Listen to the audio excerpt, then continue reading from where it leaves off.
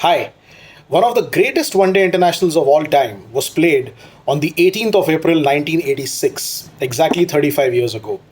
India took on Pakistan in the final of the Australasia Cup in 1986. And what happened is something that people of my generation and the generation senior to me will never ever forget. India batted first, set Pakistan a target of 246. Pakistan kept losing wickets at regular intervals, but then Javed Miandad played an innings for the ages and took his team home. We all, of course, remember the last ball six of Chetan Sharma, and there's been a lot of criticism of Kapil Dev, the captain, for not keeping the last over for himself. He ended up bowling the penultimate over, but there were people who believed that he should have kept the last over for himself instead of having Chetan Sharma to bowl that over. And it is something that continues to haunt Chetan Sharma even today, unfairly so, because after that he achieved a lot for India. He won us a series in England in 1986. He became the first bowler to take a hat trick in the World Cup, but unfortunately he's remembered only for that last ball six.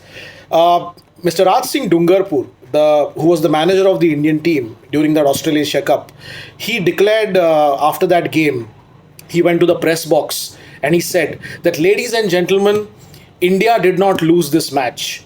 Javed Miandad won it. But I would like to respectfully disagree here with the great man. Let me explain. When we batted first, at the end of the 35th over of our innings, our score was 167 for 1.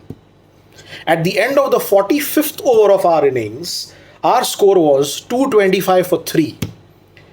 We finished with 245, which means that we scored only 20 runs in the last 5 overs of that match, despite such a great start. Had we scored at a run a ball or even at 8 runs and over, we would have scored 40 more runs in the last over.